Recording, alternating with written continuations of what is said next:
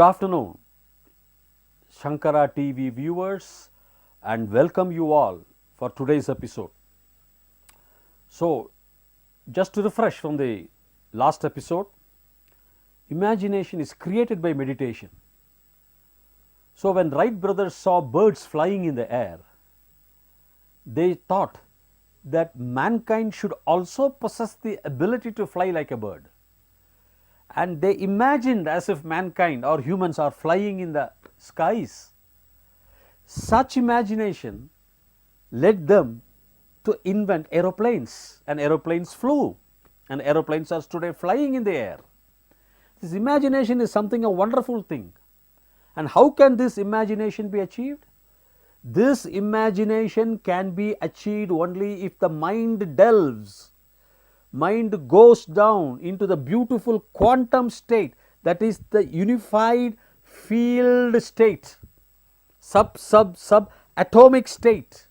When it goes there, it mixes itself with the universal forces, thereby creating an ability in itself to receive cosmic signals, to receive infinite power.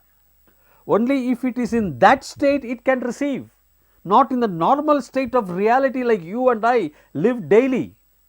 So, mind has to be silenced. The mind has to delve itself in meditation to reach that quantum state, or the space between two bell-shaped curves, which I earlier explained in my previous episodes. The curve, the space will expand. Madhye, says Kaivalya Upanishad verse 5, Madhye Vishadam Vishokam. In between you will get that clear Vishokam, the griefless stage. That Madhya is the space between two bell-shaped curves.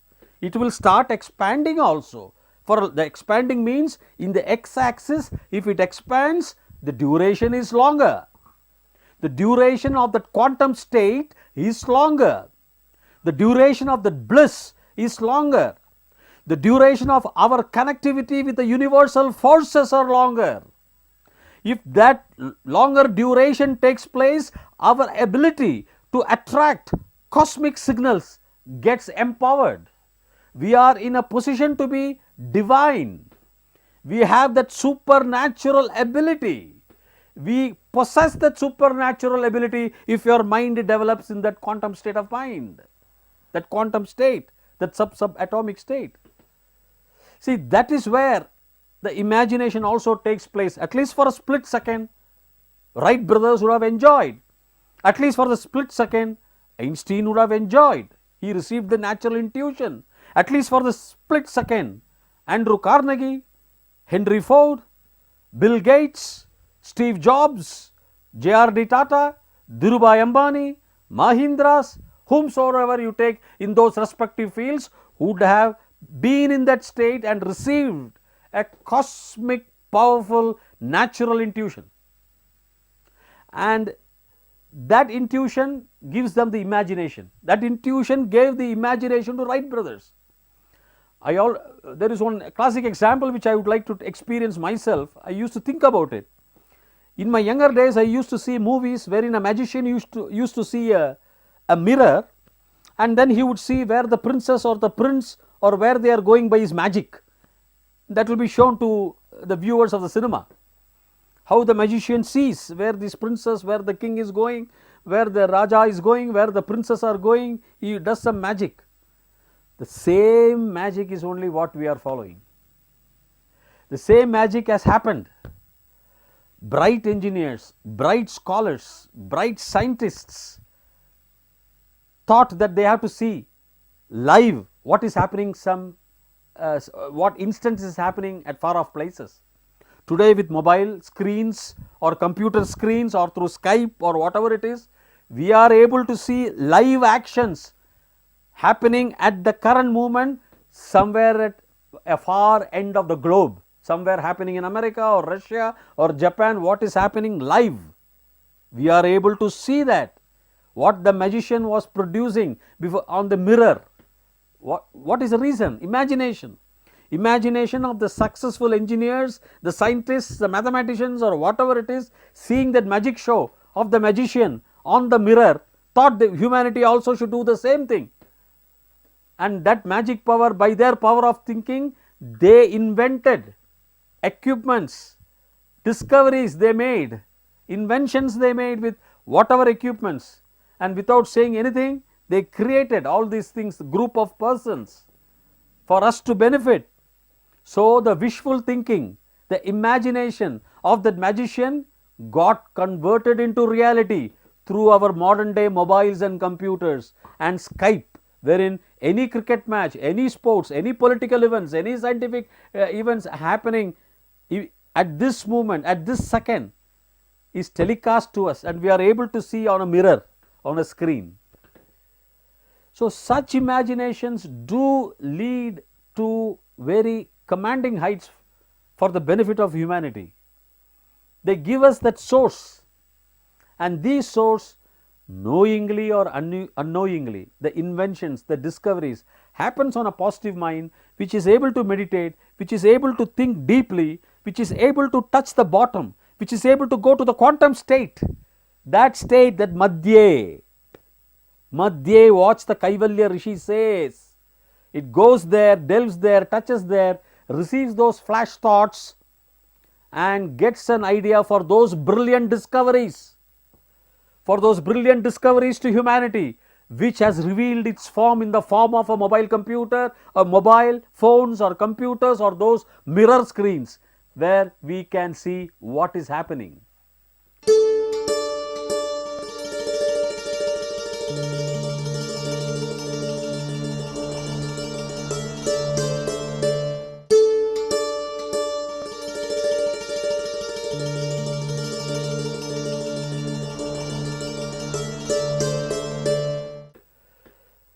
One of the very important points in this, where I would like to touch, is I have already discussed about those ghost forces, those electromagnetic forces which is available, which happens, which makes two parallel plates in a vacuum move towards each other. This famous judge, once again I will come to this judge, this famous French judge, Louis Jacquier, writes in his book, The Occult Sciences in India, that he says there are some mystic forces which take place in the presence of human beings and which can move material objects without contacting. Heavy objects can be moved without material contact in the presence of human beings by some unknown forces. That is, the human beings have to be present, the forces are not known to us, but without material contact, heavy bodies can be moved, he says. Without material contact, heavy bodies can be moved, are being moved, he says. But these forces are unknown, but they happen in the presence of human beings. We are human beings, we have those body, we have those five senses, and we have our brains and mind. So that means very clearly he expresses that it is the brain, it is your mind that moves those heavy bodies. If there is no material contact to move those heavy bodies, with what you will move? And presence of human beings are required.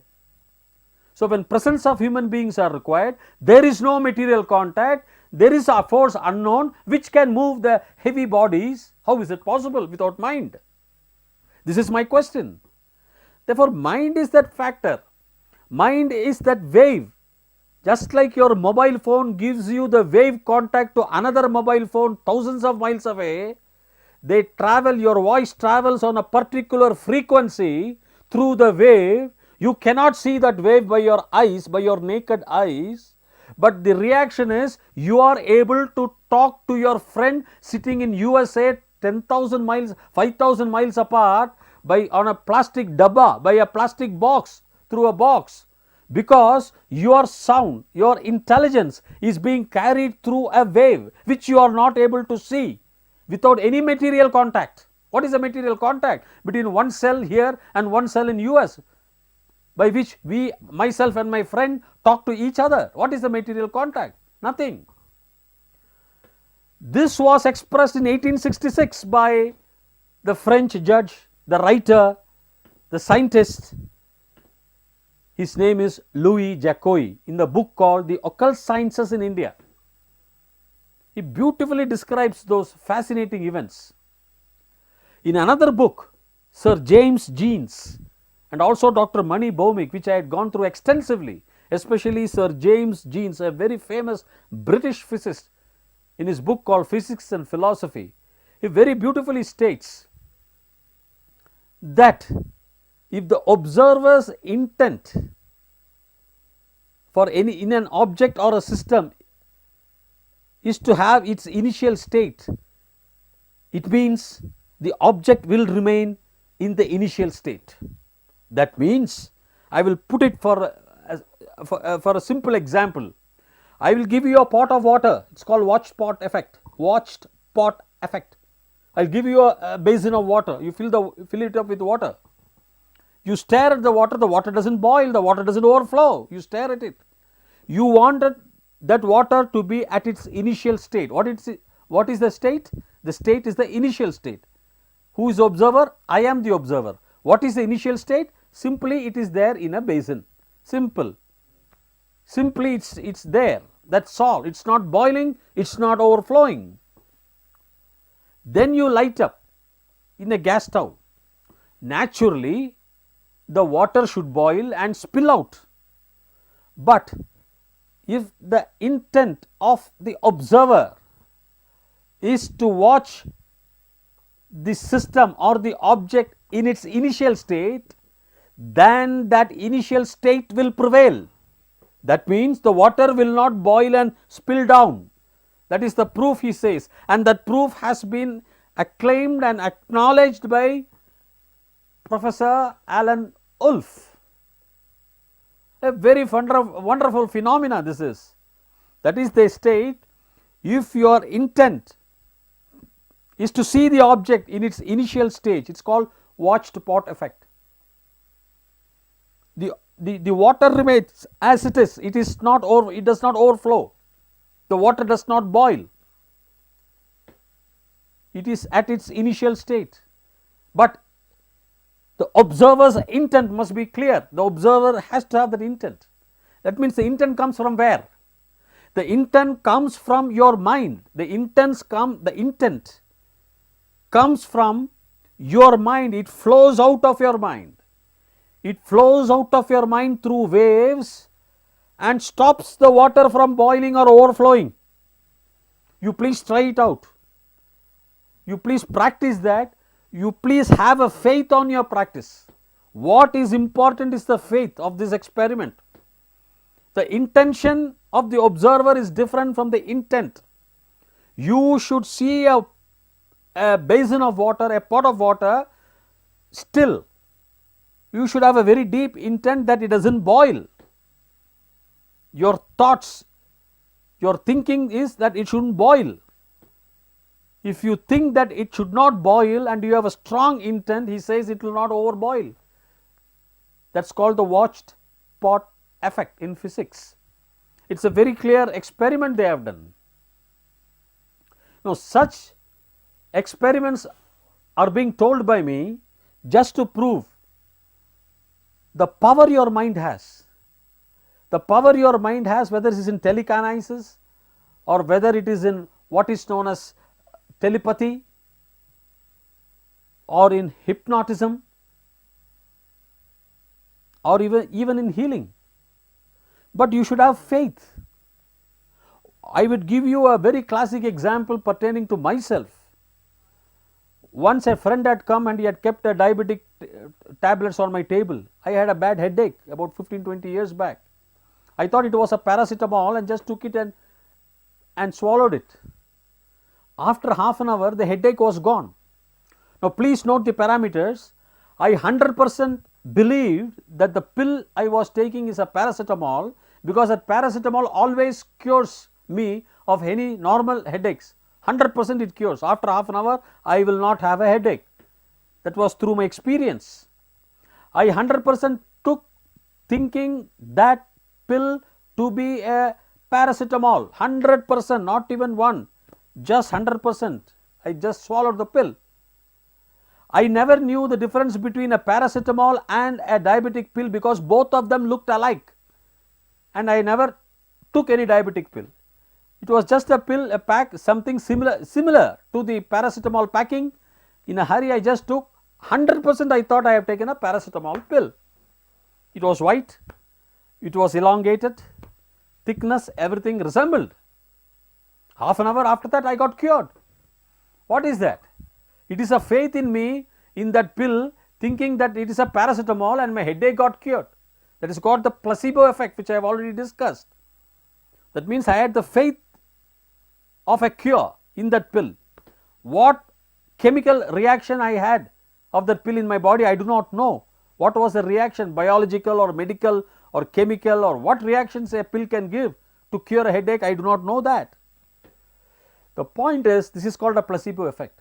The nocebo effect is just diametrically opposite. You will have a feeling that a simple headache in your brain, in your head, will be something like a tumor, a hypochondriac, and if a strong feeling sets in, that will happen. Therefore, why I talk of placebo effect is, it is the mind that cures your illness. It is the mind. Aristotle said, medicine amuses itself, but body cures itself. Medicine amuses itself. That is what Aristotle said. No amount of medical cure could cure Chief Minister Jayalalitha.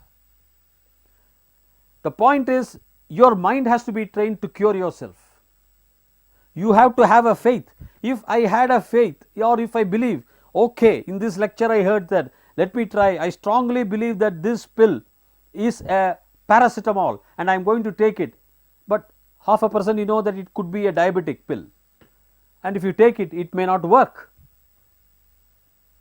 My instance was a total case of total belief, unknowing that it was a diabetic pill, I had taken it. So the point here is, again I am repeatedly telling, it is mind that is powerful. It is a mind which is the most important factor in your body, in your life.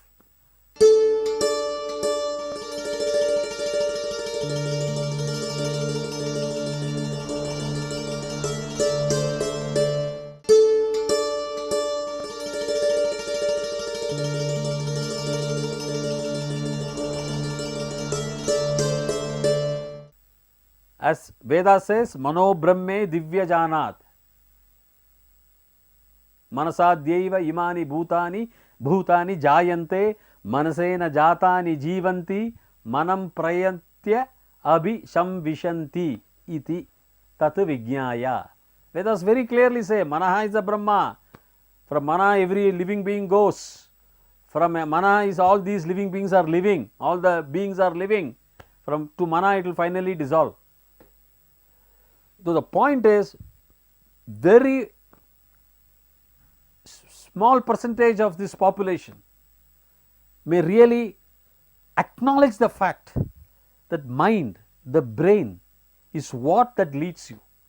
Therefore, if you do not cultivate something like positive thinking on the basic tool which you are possessed with, which God has given you, and you fill it up with dirt, put all waste things like a waste paper basket into your mind, what you can expect of your mind if you start dumping garbage, thinking your mind to be a waste paper basket? You cannot develop. As thou sow, thou shalt reap. What you put, you will get. The philosophy is very simple. The mathematical equation is very simple. What you put, you are going to get. If you put lovely, pure, noble thoughts, your actions, your expectations are going to be noble. Your feelings are going to be noble. Your output is going to be noble. You are creating a beautiful magnetic field of nobility around you. When you create that field, you will have that law of attraction, and law of attraction will be all nobility will come to you automatically. Your subconscious mind will think that you want only nobility, and therefore it will start attracting only nobility. Nobility means all purity, all good things, good thoughts that propel you to your practical actions in your life, your body actions. Your subconscious mind thinks that you want that. But if you think of dirty thoughts or negative thoughts, your subconscious mind thinks that you are happy with those negative thoughts only. So knowingly or unknowingly it will start attracting those negative thoughts like anger, jealousy, etc. It thinks that you like anger, so it will start giving you more anger because it thinks that you want anger. The subconscious mind is actually a divine mind. It is something like a Paramatma, you can say. And your conscious mind is a gatekeeper, is a watchman, is the guard. So you cannot leave the gates open. You cannot have the horse unbridled, it may run anywhere. If you leave your compound gates open, anybody can come in, anything can come, any animals can come. Your unguarded thoughts are your worst enemy, as Buddha said. The point is, once you start nurturing your mind right from the young age towards nobility, noble thoughts, you will develop a beautiful crop in the field, a very good nourishing crop, qualitatively, with nutrition, with proteins, whatever it is, lovely crops instead of weeds, instead of bushes, which are meant not for nothing but other than throwing it out, which will prevent your own nourished paddy to grow. The paddy with which you eat and live will be prevented from growing, developing. Instead, what you do not want, those weeds with which you cannot do anything, with which you have to simply pluck it and throw it off, that will develop, leaving you very little room, very little space, very little quantity, quality of what you want, which is good paddy, good wheat or good crop, good plant. You will not get any of those good ones. Therefore, do not leave your thoughts unguarded. This will help to develop the positive thinking in you, otherwise they will prevent that. With which, if you start using those positive thoughts, then wonderful things for you will happen, because you are divine. You will reach heights, Himalayan heights, commanding heights, with which you expected, of which you expected, which you wanted, those commanding heights. Your expected results will flourish, will blossom, and all these negative impediments will go away, and with which you develop, your neighbor develops, your family member develops.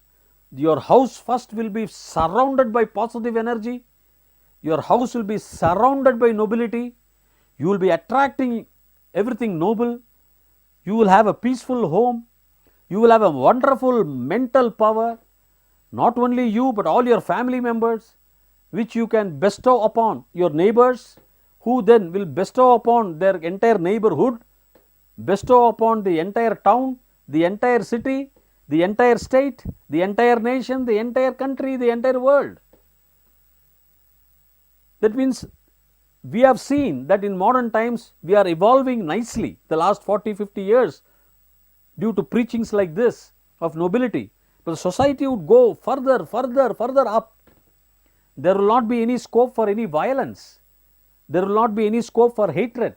People will be helping each other. Even now people are helping each other very much. You cannot deny that. There are certain portions of the country, certain people who are bent upon serving others. That will develop.